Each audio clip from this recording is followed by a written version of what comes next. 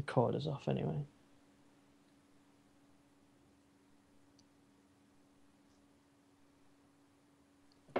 Right, that's the recorders off.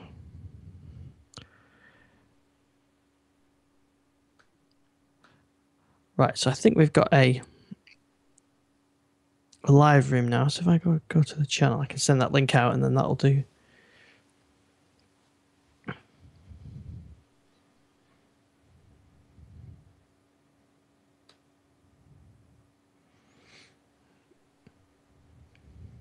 Yeah, right. We've got a live page, so I can send that out.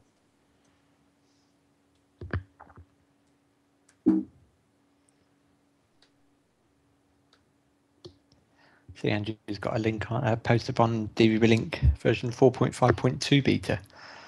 Yes, I did one, yeah. Just that was the last thing that went on there. Yeah, just there's quite some nice fixes in it as well.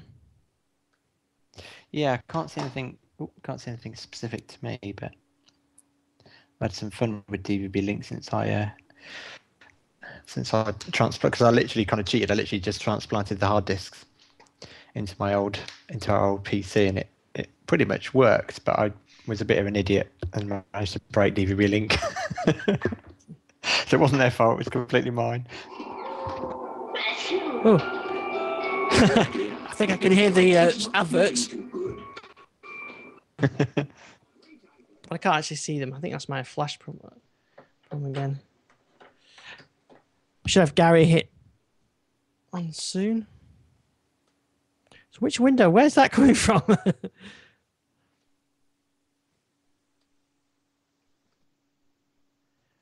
Why can't I hear Gary? Oh, it didn't join him. That's why. That's better.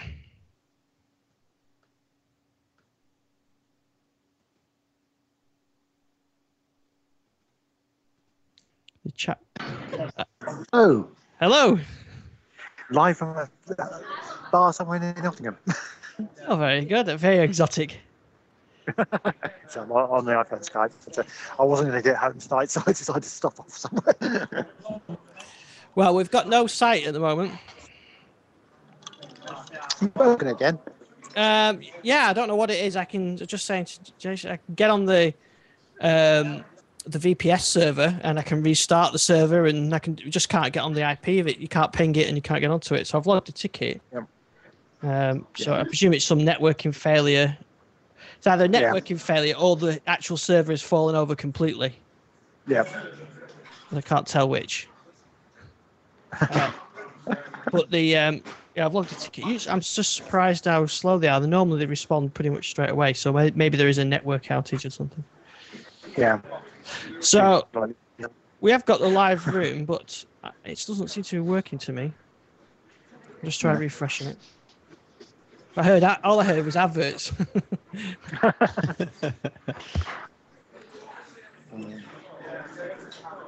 How you doing, Gary? I'm doing okay. Yeah, it's working hard at the moment, which is good. Always good. Yeah, I've got a 4-month contract at the moment, which is really intense. So.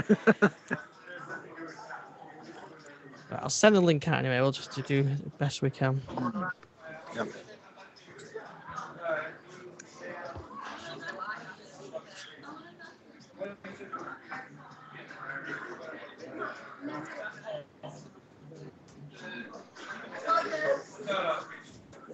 Send this out.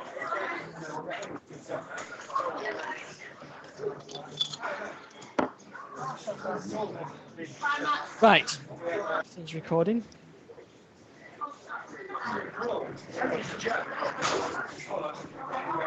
Sounds like you're in the pub.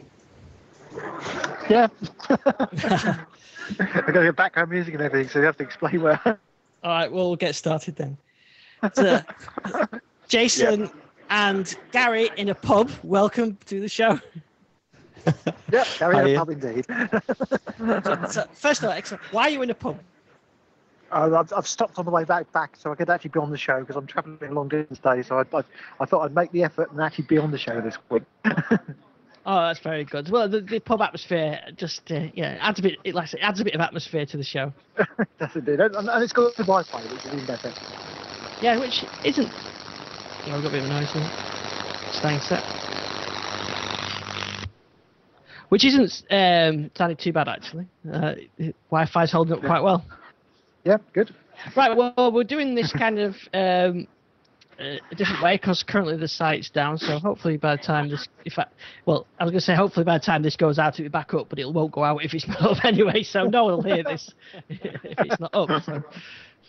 So there we go. Self-fulfilling prophecy, really, isn't it? This site will be back up by the time you hear this. Yeah, or there'll be no show on Thursday. So I'm going to do my best to do it without the notes then that we normally have, which we take from the site. So I have got a copy of them here on my Surface, so we'll do best. I'm hoping it's not a denial of a service attack, because I did a post about Expion for the Raspberry Pi, and they've been hit by a denial of service attack this week, and I'm hoping it's not related. Might be. Yeah. In fact, yeah. So I put that in the post. So I hope somebody just hasn't bothered to send it our way, which would be very frustrating if they have. I don't know how I'll deal with that. But anyway, so we've got XBMC updates or Raspberry Pi updates. Where is we've got Cyberlink stuff, new apps for Media Center. For the Surface. Netflix updates, lots of stuff to talk through, so I'm going to try and work through order. So before we go on to some of the other stuff, just catch up then, Jace, how you're getting on with your Lumia. Yeah, I'm getting really well with it. I managed to get my review. Oh, Jace, your audio's gone really quiet. Is it? Yeah. So you've gone. Jason, at the end of a tunnel down the road. Yeah. Yeah, you've gone really quiet. Hey. How's that? Still really quiet, it seems to be. Okay. It was okay before. Maybe it's my Skype acting up. How's that? Oh, that sounds better. Yeah, that's better. Is that any better? That's much better. Okay. I think I've clicked around with the automatically adjust microphone settings. I think it's dropped it down. So. Oh, that's automatically adjust to make it worse microphone settings. Yeah. Anyway. Yes, getting on really well with the Lumia 920. Thank you very much. Really enjoying it. It's a really nice phone to use. There's no kind of slowness. Windows Phone runs really well on it. I've been using the camera quite a bit. Trying to get into the habit of in low light situations actually turn the flash off, because it seems to take much better photos. Obviously, with that being one of its main features. So. Yeah, really liking it. The only issues I really have are to do with Windows Phone 8 more than the Lumia. The Lumia itself's been performing absolutely fine. Really pleased with it so far. Oh, just got an update from my host provider. It was a denial of service attack, which brought the 700 megabits of malicious traffic for several hours. So I'm just reading the ticket here. So they say. So they've taken it down until the attack's down. So I've basically got to wait now until they stop being attacked. That's very nice. Obviously, that's people clamouring to read my Lumia 920 review. That's got to be to do with that Expion, hasn't it? It's got to be. Most unfortunate. Anyway, sorry, Jay. So carry on. No, that's okay. Like as I was saying, really pleased with the Lumia. It's more Windows Phone. I'm starting to find a few little niggles with. As an example, on Windows Phone 7, you could turn on the battery saver to switch on automatically when the battery got low. And there was also a separate setting, a tick box that you could set to turn on battery saver now until next charge. On Windows Phone 8, that's now a set of radio buttons, and you can only choose one at a time. So I had battery saver activated, and then wanted to force battery saver mode, and I thought, because it said until next charge, that when I charged it, it'd revert back to the original setting, which was to switch on when the battery got low, and it actually deactivates it completely. Yeah. So upon next charge, you have to remember to go back in and set it back to turn on when the battery is low, because I just happened to notice by chance that the battery was incredibly low, and I thought, well, that's strange because the battery saver hasn't kicked in, and that was why. And it's just one of those little things, because I've had to completely rebuild the platform again. It's just one of those things that's changed, and whereas before it was 2 independent settings, now it's one setting and one overrides the other. Oh, to be honest, I haven't really noticed that, because I only sort of would have flicked that sort of battery saving if I thought it was sort of getting to be a problem. So it's just like kind of not being the best way for users, isn't it? Yeah, it's I mean, it's just little things that you kind of expect everything to move forward, and I think because they've had to rebuild the platform again, I think some things have just taken a little step backwards. I need Jason to beta test this stuff before it goes out. Yeah, absolutely. I'm more than happy to do that. So you're finding it's the reset. It's what we talked about last week, isn't it? It's the reset that's causing the problem, that they're going back to square one. Yeah. Yes, and I'm also, and this is a really inconsequential thing, which I mentioned in the review of the 920, that I'm starting to now kind of get a little bit annoyed by the fuzzy tiles, the ones that haven't been the apps haven't been updated for Windows Phone 8, and like I said, that's a really tiny thing to pick fault with. But when you're looking at that glorious display, after a time, you really notice that some of the tiles, they're not kind of pin sharp. And I think I noticed as well, when you use some of the 7 apps, they don't restart. They don't do the background restart in the same way either. It's just not as a sort of nice experience. Yes, yeah, and obviously I'm also butting my head up against the whole podcast thing, which I think is another disappointment. That I tried even just manually copying some podcasts into the podcast folder on the phone, and it still just shows up as an MP3 file. Well, I've got some as a music file. Some good news on that. I've been speaking to you guys at Brinkcast, who gave us a shout out because they listened to the show last week. And you can get the show now in Brinkcast as well. It's one of the built-in shows. They're working on version 3, and I just got the beta of it today, and it's sort of an early beta of it. But I can't say too much about it, but it is really good. They've got some great features coming to it, and I think it will probably be the answer for your podcast problems. Oh, excellent. Yeah, I mean, I've used the Brinkcast app, so it's good to see something come along. Maybe you can get me on the beta program as well. I'll give them some feedback. You'll just break it.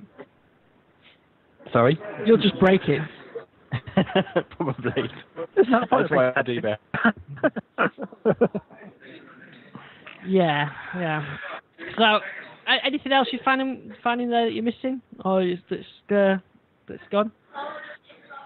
No, that's the kind of the 2 main things really: the podcast support and also just to say the battery saver thing.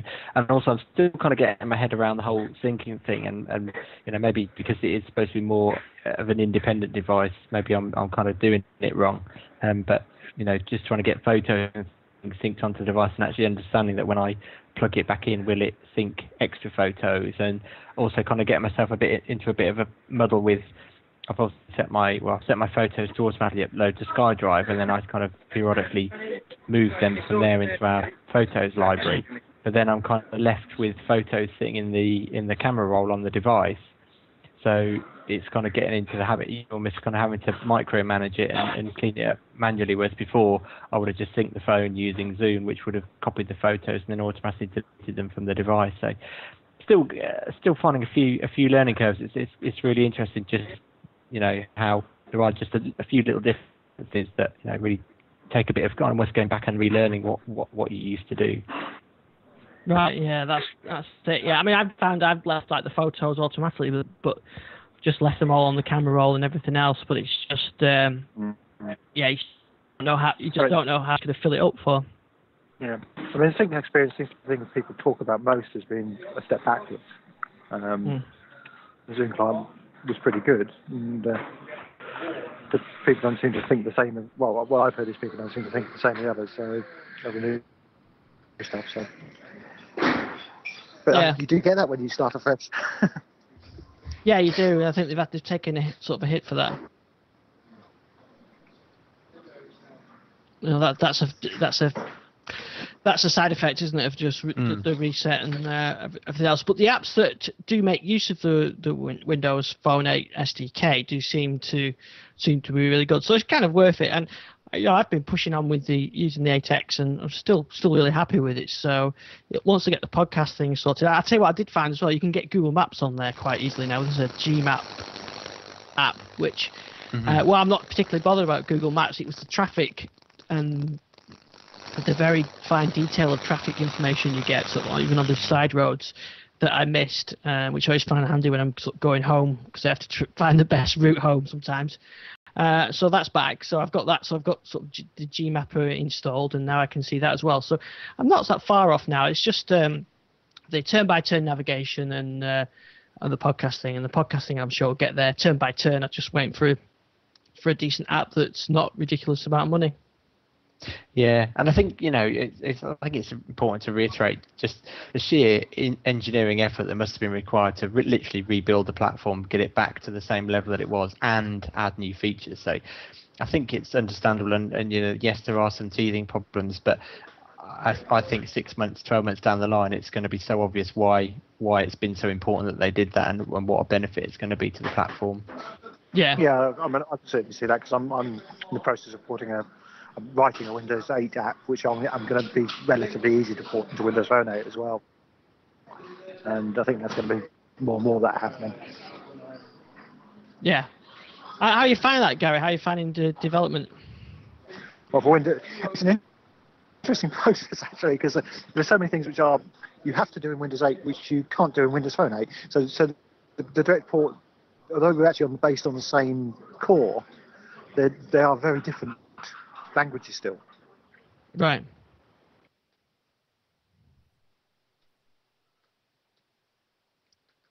Oh, we lost everybody. I'm still here. You're still there. Gary's pub's gone. Oh no, he's back. No, he's dropped his phone. He's dropped his phone in his pint. I think it sounds like he has. Yeah. I've actually just started to do a bit of development. Oh, Gary's back. I'm back. How much of that did you get? Yeah, you were just going to say something about the languages. About the it's definitely some advantages in doing it with the root, having the shared basic core stuff, but you still have to think a bit about it between the two of them. Yeah. Translation. There's a lot of things which are missing from that, but I mean, I'm sure it's a lot more apps on Phone 8, because it's a relatively straightforward port from Windows 8 to Phone 8. I was just about to say I just started with a bit of Windows 8 development, and I think the hardest part seems to be learning the layouts and writing the dynamic layouts. If you're used to WinForm development, which is most of the business apps that I've done, they were just standard WinForms.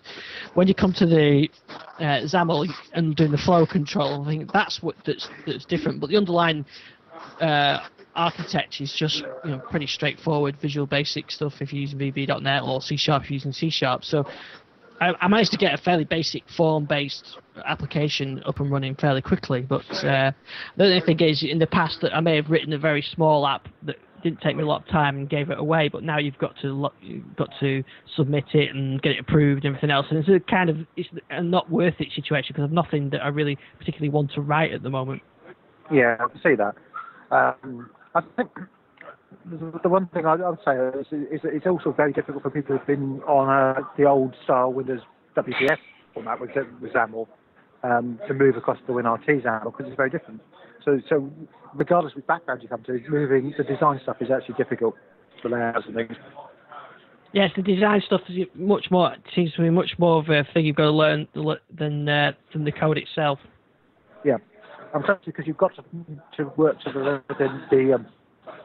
modern UI standards, which actually impose quite a lot on you in terms of the way you work. But once you've got those, most apps will follow the same way. So once you've learned it once, it's actually relatively easy to churn out other apps. Yeah, I know what you mean. Yeah. Okay, well, I think, Jason, yours was the same experience as me, aren't you? It's almost their Windows Phone. It's just not quite there, and they've got a chance to do that.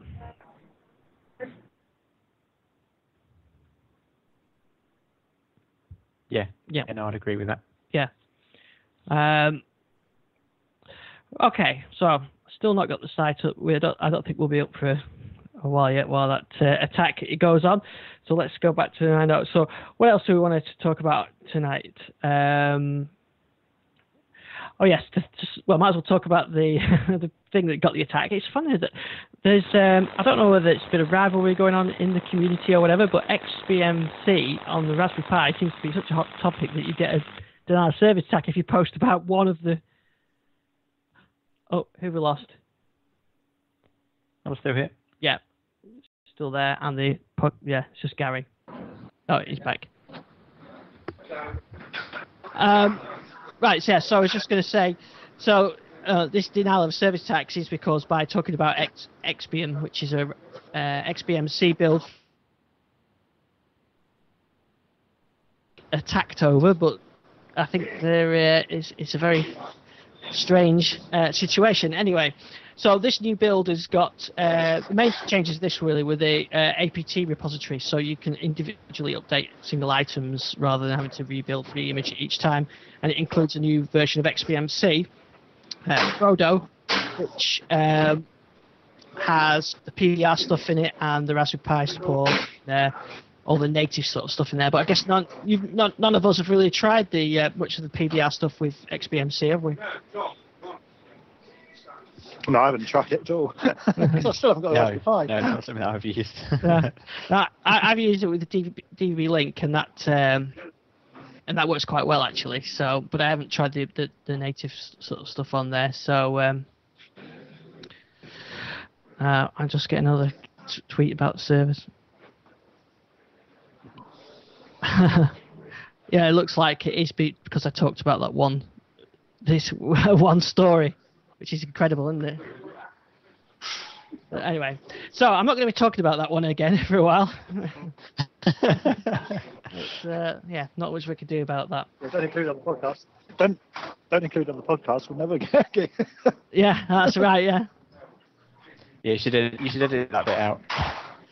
Yeah, I'll edit that. Yeah. Right. Okay. Well, what else can we talk about? Oh, that's Cyberlink announced Power Director software. It was quite a coincidence actually. They announced. I just did a review of Power Director 11, and then they announced the combo for Windows 8 mobile. Gary, did you see this one?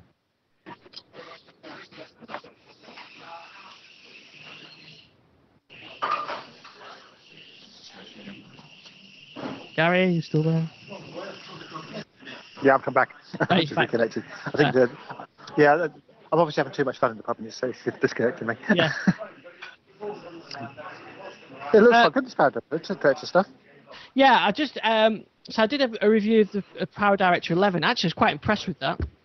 Some of the videos that I've done in the last couple of weeks have been done with that, and actually, it's not too bad once you get into it. You can do all the usual stuff, video editing, transitions, text. You can do picture-in-picture. Much more powerful than something like Windows Movie Maker, which is a sort of very linear editor, and even iMovie on the Mac, which I've been using for quite a while. It's much more flexible than that, and you can have sort of A and B camera shots and all that kind of stuff. So multi-editing. So if you were just doing it for like blog videos like me, then it's it's really quite a powerful tool. So, but I tried the mobile one today, and I was going to say not as impressed with that one. But that is really designed for very short videos that you take where you don't do any edits. Where maybe you can do a trim from the start and the beginning and a couple of transitions, and that's it. But nice idea. It's just a shame it doesn't work on the Surface. It doesn't work on ARM. Yeah, when I saw your post, I was thinking that's what it looked kind of very kind of Metro-ish, and I was wondering if that's what it was. It would have been nice to see a video editing app for the Surface. Yeah, I mean it is a proper Windows Store app that you download. It just doesn't support it on the platform. I'm with you. Okay. So I ran it on on Windows 8 as a store app, and you could trim it and whatever. But yeah, unfortunately, you can't do the sort of the proper stuff that you really wanted to do anyway. So even if it was on the ARM, it still wouldn't be enough to not have to take my laptop out and to do some video editing. So close, but not there yet. A nice idea. Yeah, definitely. Okay, what else we want to talk about? We'll come back to some more stuff on some of the videos after. Just a story sort on Netflix for Android has been updated today, so it's got a new player. I really like Netflix app, how they've got it everywhere. So on Android, it's been updated with a minor update to a better UI. Okay, what else I want to talk about? Oh, your review, Jason. I'll include a link for that in the show notes. The Lumia 920 review. That looks pretty good. Thank you. Which we already talked about. Let's go back to my cached notes.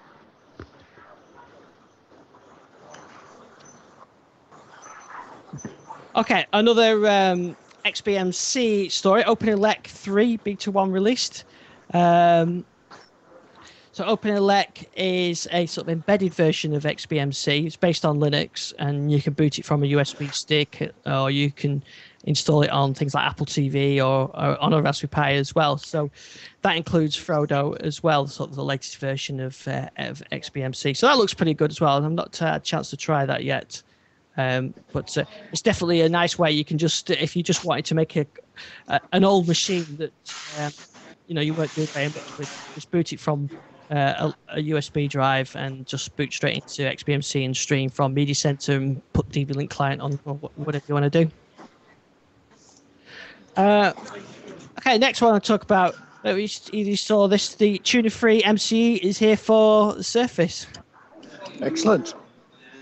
Yes, I did see that. So Martin has ported it over, but it's not a port, to be fair. It's a brand new application, just tune-free now. And all the channels are in there: BBC iPlayer, ITV, Channel 4, 5, Dave's on there, Hulu, NASA TV, and ABC Australia. Now, unfortunately, due to the DRM limitations, basically some of the channels like BBC have to kind of shell out to Internet Explorer and load the show that way. So if you select a Doctor Who episode, it fires up Internet Explorer on that page and you've got to click play. For the ones without DRM like NASA TV, it's actually an embedded experience. So we're kind of hit again by DRM. But it's a great app and it's nice with the integrated search and everything. I thought you should guys give it a try. I haven't had a chance to give it a try yet because I was interested when I read your article about the fact that how it shells out to Internet Explorer, because I'd found Channel 5 in particular, the catch-up service, played really badly on the Surface. So I was kind of a bit apprehensive. I was hoping that it might use some alternative streaming method, but I guess as an independent developer, they probably haven't got access to those kind of APIs. No, that's it. But I did try all the channels. And 5 I find like it was a bit hit and miss, but that's because they have like a minute of adverts at the beginning of the show, which seemed to stutter a bit. But once actually the program played, it was okay. But BBC and ITV, Channel 4 all played perfectly well. And Dave. Yeah. I think digressing slightly, I think that's kind of my disappointment really, kind of a month after the Surface launch and Windows 8 launch, that there isn't at least one catch-up TV service with an official app out. I was kind of really hoping that Microsoft might have been pushing to get those, particularly with their relationship from the Xbox of working with those TV services. Yeah, I mean, you think that the BBC iPlayer would be an obvious one, wouldn't you? That they could, they've got that on the Xbox, but they've not had it for Windows Phone, though, have they? No, but that was a platform issue with Windows Phone 7. But again, yes, you're right. I mean, those sort of things I really would have liked to have seen come along. Yeah, I'm hopefully that Microsoft can sort of persuade them. Again, this is just a question of they need to make the ecosystem, not the ecosystem, but the install base big enough and popular enough that it warrants them to build their own app.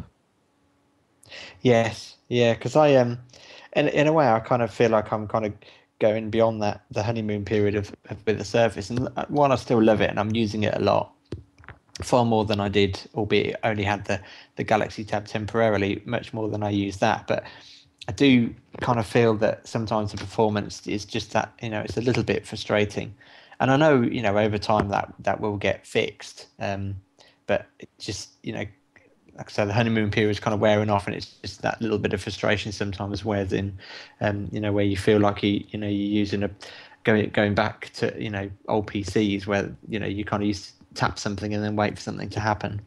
Mm. Now I've found the performance has been pretty good. In fact, it's pretty good. It's just the apps that it needs, really, isn't it? That's what's sort of missing. Yeah, I mean, for me, it's just things like when you open up, even though the mail app's running in the background, when you switch to it, because you see you've got a message, it's the message is kind of coming behind. And I know we talked last week why that is, but then you tap on the trash can to delete it, and it's kind of, we're not talking an age, but you can almost count to 3 in your head sometimes before it actually reacts. And just and like I say, I know these things will get sorted, but it's kind of that bit of early adopter frustration kind of creeping in. Yeah, and I noticed the what's the one I had the problem? The People app. You could be in the People app, and you do the refresh, and it just goes to like a blue screen, not the old Windows blue screen of death, but literally a blue screen, and then it goes back to the start screen, and then you've got to kind of reload it again. Yeah, and I mean, I even had the music app streaming music the other day, and suddenly noticed it had gone quiet, and I thought, oh, it's just got to the end of the playlist. But no, actually, the app had crashed, and because I had it pinned to the right with the mail app on the left, and just it had just gone. So it's certainly got some work to do. But I'm also I'm open to the fact that I am an early adopter, and there are going to be these little niggles, but at the same time, in the back of your mind, you kind of remember, not that I had an experience, but the iPad launched, everyone was kind of rating about how well it performed, and it was almost like a Windows Phone experience. I never found Windows Phone laggy even from version 1. Which kind of brings back to the whole argument, maybe they should have gone for an upscaled Windows Phone operating system, but I think the benefits are there. It just needs time to evolve and grow. Yeah, that's the thing, that they need to evolve, and they need to put some resource into the built-in apps as well, because your built-in apps should be stable. They shouldn't be crashing. Yes, and that's another thing. It's they've obviously chosen that all apps are on the same level, which is a good thing, because it means they can update the apps independently. I mean, that's kind of one of the limitations of Windows Phone, that if they want to improve the Mail app, it's an operating system update. So there are benefits to what they've chosen to do, but yeah, I would also say that it would have been nice if some of it was a core experience, that because what you can see as a core experience, like the start screen and switching between the desktop and switching between running applications, is fast and fluid, for want of a better phrase, but just sometimes the performance inside the apps is a bit lacking. Yeah, it's that's people's impressions are that performance. And I'm hoping that this isn't. There's two ways they could go with the Surface, isn't there? Really, they could be the nothing will change, and then it'll just be quietly dropped like a Zune type thing, or they can keep continually improving it, and then maybe next year we'll have a version 2 which is slightly faster, just like Apple do, releasing new products, but keeping the ecosystem going. Because I noticed there was the Edbart's got the post about the support, and it's supporting until something like 2017, something like that, I think he said. I can't remember now, but there's fairly long-term support on it, better the support than you would get on an iPad. Yes. Yeah, I mean, that I read that post with great interest, because it's nice to see that it is going to have a 4-year support cycle, and hopefully as updates and improvements come through, even if whatever it might be, Windows RT v2, we should get to see those updates come through to our devices. So hopefully there won't be the same pain of early adoption as there was with Windows Phone. Gary's trying to call in. Let's see if we can. I think if we answer the call, he'll cut us off. So I think we'll decline him and then add him to the call. Skype's ringing on my phone, my Windows phone, Skype. Just caught a headline on The Verge. Apparently, hello. Yeah, I'm still here. I'm just going to try and get. I was just in a headline on The Verge saying that Microsoft sold 750,000 consoles on Black Friday. That's quite a lot, isn't it? Oh, right.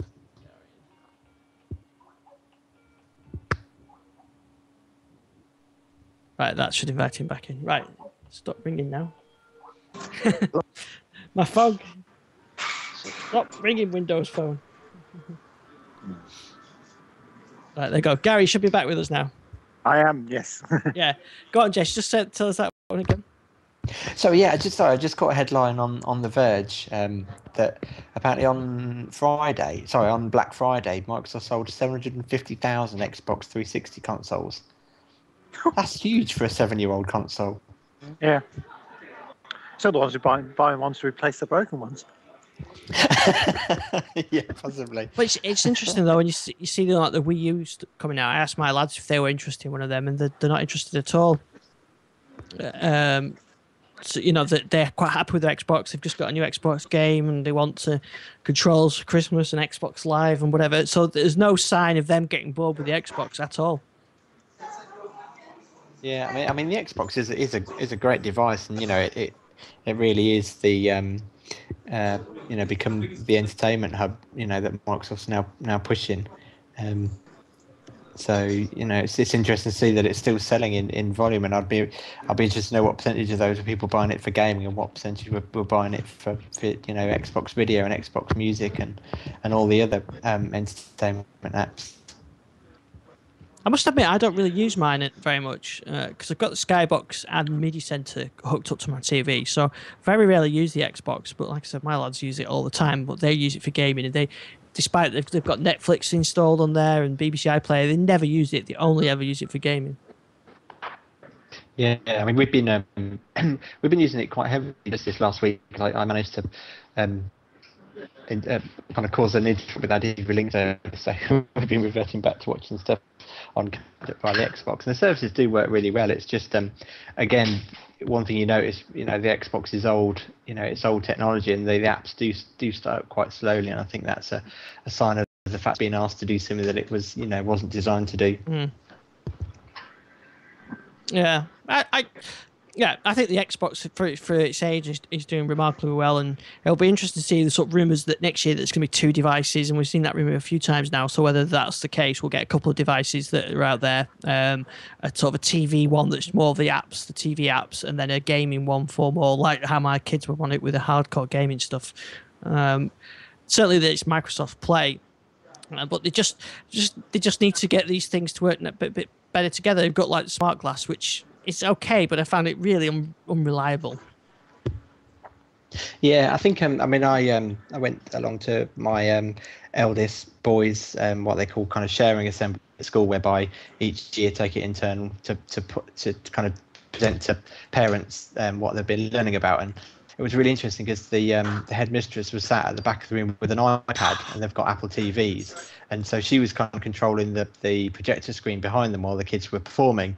It kind of got me thinking about, one, how seamlessly it all works, and secondly, that for the moment, Microsoft hasn't got anything to kind of counter that other than having an Xbox sitting there with Smart Glass or something of the equivalent. But even then, it doesn't really function in that way, other than kind of maybe through DLNA or Play 2.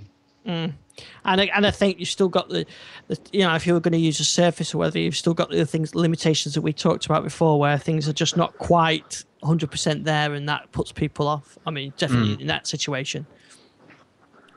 Yeah, no, definitely. Now the next story I had lined up, just a couple of things I want to talk about, a couple of videos which I've posted.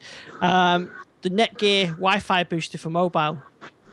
That's quite an interesting product, and we talk about this a few times in the past, where we've got these kind of dead zones in your house where your Wi-Fi doesn't quite reach. It's not really a problem I have here because this is quite a new house, but especially in older houses. So the Netgear booster works by you plug it inside your existing network range. So before you sort of get to the dead zone, and then it rebroadcasts it outwards. So you put your credentials back into this, and then it creates a new access point that sort of passes through to your other one. So you can kind of use it to extend the zones out. And I gave it a try. I had to go down the road outside to get it to work. So my neighbours must be wondering what I was doing with when my lad's filming me while I was out there with an iPad and my phone trying to find dead zones. Yeah, I mean, it's again, I read that and it looked like a really useful device, especially like you're saying, it's even if you use it as a way to get wireless down to the bottom of your garden, because I haven't seen anything like that as such. I've seen the adapters that use the power line, that's like a Wi-Fi access point that then ties into your power line networking, but not a standalone range booster like that. It's quite a nice little device. I think it was 29 quid, something like that. And say you just plug it in a main socket. You don't need to connect it to Ethernet or anything else. It's just literally relaying it around. So Gary, you want to come on? Sorry, I lost. Yeah, I think. Get back to your drink. Some other. Go ahead. I lost you for a few. Just about. I think maybe Kevin Bacon's walked into the pub. you need 4G, Gary. Get yourself a Lumia 920. Get Wi-Fi, but it doesn't seem to be working very well. No, it's very narrow. Yeah, narrow band. Yeah. Are you, Jason? Are you on Everything Everywhere? Or you just got sort of standard T-Mobile? Yeah, mine's just standard T-Mobile because where we live, there's no 4G connectivity, so it was completely pointless paying for that. So yeah, just on standard 3G. Yeah, I think that's just. I mean, my wife's due an upgrade, and I think we'll just stay on T-Mobile because there's no. It is in Manchester, but she never goes into Manchester infrequently, so it's not worth. It's not worth paying the extra for, and it's a lot as well, isn't it? It's not like it's go on, stick it on, I might use it. It's quite a bit of money. Yes, yeah, and for me it would be less bandwidth as well. So yeah, not that I would get a chance to chew through it, but yeah. Yeah, but it's crazy. Okay, a couple of things I want to talk about. ITV player for iOS. This is perhaps rubbing salt into what you were saying before. So there's no TV catch-up apps on Surface, apart from Martin's excellent tune-free output. This is the ITV player for iOS. It got to 2.1, which they now introduce ads. The new feature is ads in there. Which is very nice. But they also say that they're not supporting iOS 4.3. So if you're still on that, then you need to get upgraded. Another video I posted this week ended last week, was the micro HDMI adapter with a Surface. Jason, you got to see that one? I didn't see it, but it is something that a tip I'd read before somewhere, I can't remember where, but that yes, it wasn't worth buying the adapter because it is just a standard micro HDMI port. Yeah. So yeah, it is a standard one. So I bought one off eBay for £2. Kept it up and it works. So save yourself 30 quid. I think the third. I mean, I don't know why they charge so much for them. I know Apple get charged similar things to their adapters. But that's a kind of proprietary adapter that from on the Apple side. So I don't know why they charge that much for what is essentially an off-the-shelf component. Yeah, it does seem a bit. I mean, I know they had the they've got the other one, haven't they? That ridiculous. Converts it into converts it into the I can't remember what it's called now, but the PC display. But yeah, it seemed a bit ridiculous charging to convert from micro HDMI to full HDMI when you could just buy a converter for a few quid. Yeah. Yeah. It's like the shops that sell 50 quid HDMI cables, It's... Yeah, exactly. Yeah. I think that was Comet, wasn't it? It would go gone bust. Yeah. Okay, what else I want to talk about today? Oh yes, yeah.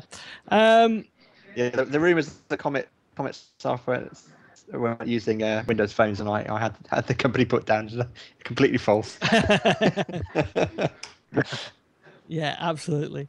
Something we've got coming up, probably I was thinking of doing over Christmas when there's not as much news to talk about, is we'd look at our gadget of the year. We did it a couple of years ago, and I thought we'd have a go at doing that again.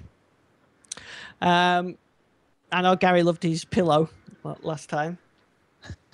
But this time I thought we'd just take nominations from listeners and readers. So if you've got a gadget that that you really love, you think it's the best gadget of the year. I think some of on the examples I had the Surface, the iPad Mini, Nexus 7, Raspberry Pi, whatever. Just nominate them at this stage. Just let me know. I'll add them to the vote page, and we'll have a vote up before Christmas, and then maybe between Christmas and New Year when we do a show, we'll talk about that the winner. There's been a lot of good devices out this year, and it'd be nice to sort of highlight some of the good ones. So we're looking for nominations at this stage, and because every year what happens is I ask for nominations for different things, and then we put the vote page up, and then someone says, "Why didn't you put product X on the vote page or whatever?" So it happens every time. Yeah, so now's your chance. I saw a couple of nominations for the Surface already. Yeah, there was a Surface and Raspberry Pi. Oh, that's Gary again. I don't know if I can add him without putting you off.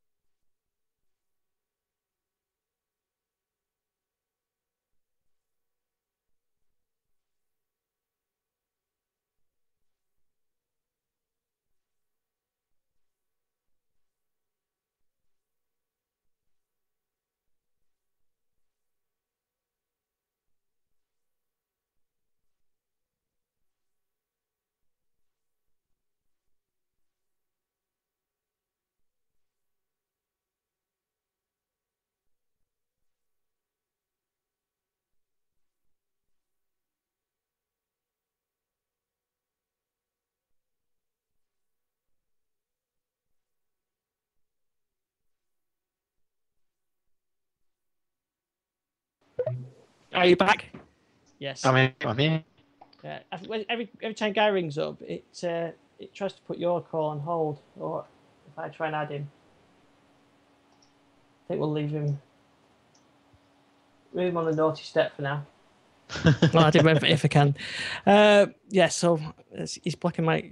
Yeah. So the gadgets. Yeah. So just let us know what you think should be included, and I'll make sure that it gets on the list. And if it's not on the list, it's your fault. Yeah, no, I think as you mentioned, there should be some good nominations this year. Like you say, there's the Nexus range and the Kindle Fires and Surface, iPad Mini. So yeah, it should be a good choice. So plenty for people to nominate. Yeah, absolutely. When the site's back up. Yeah, if ever. Okay, now there was an update for the Smart Glass app for Windows Phone. What was new in that? Because they don't like putting release notes in, do they? No, I'm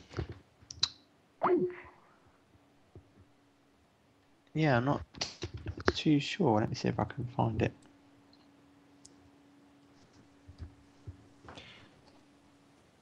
I know there's an update for the Xbox today, which was to fix some playlist issues. Yeah, because I noticed they sent some out. There was an update last week, but they're very unhelpful with the release notes. Yes, I just tried to search the store and it just crashed. So coming back to my previous point. Yeah, let's have a look.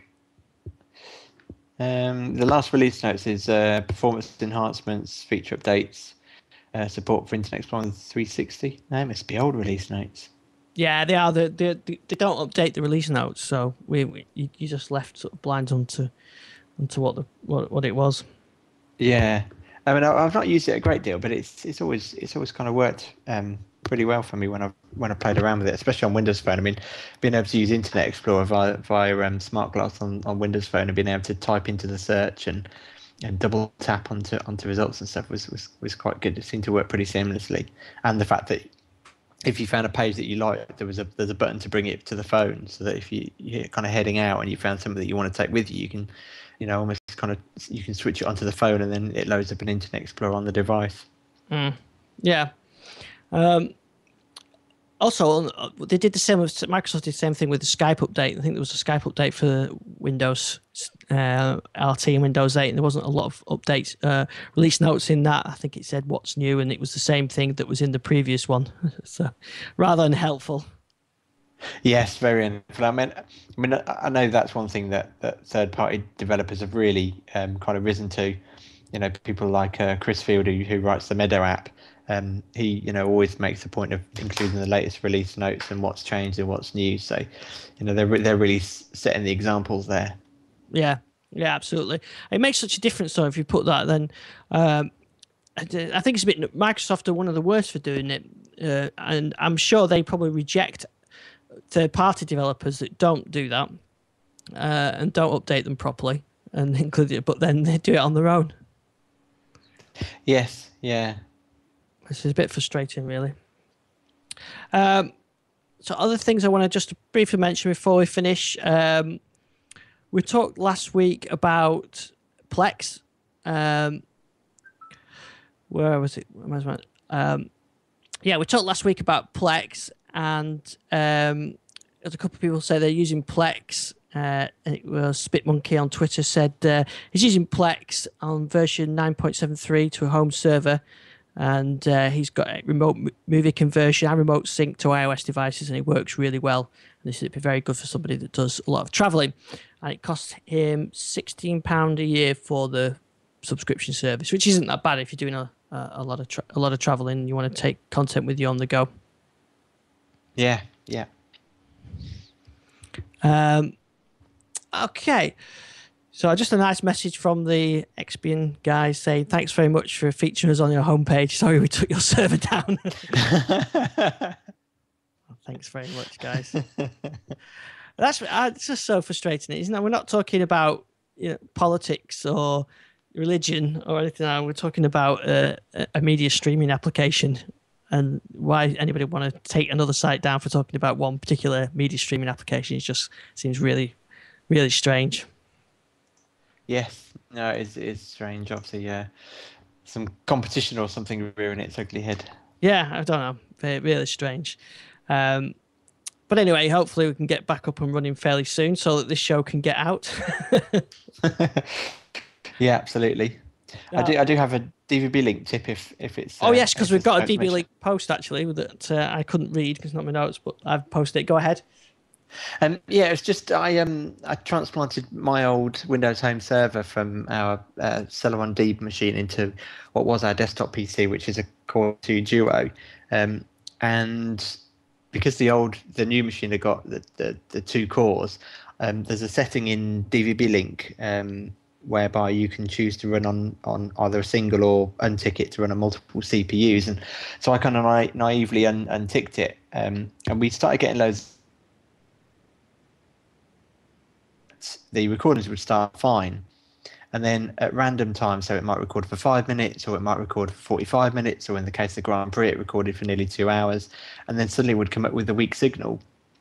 And tried all sorts of tweaks and settings, and in the end remembered that I'd changed this setting to run to switch off running on a single CPU. So I've now set that back on again, and since then, touch wood, we've had no problems. And I think I recall Gary mentioning something about that sometimes that the process can switch processors, and that means that the feed gets lost.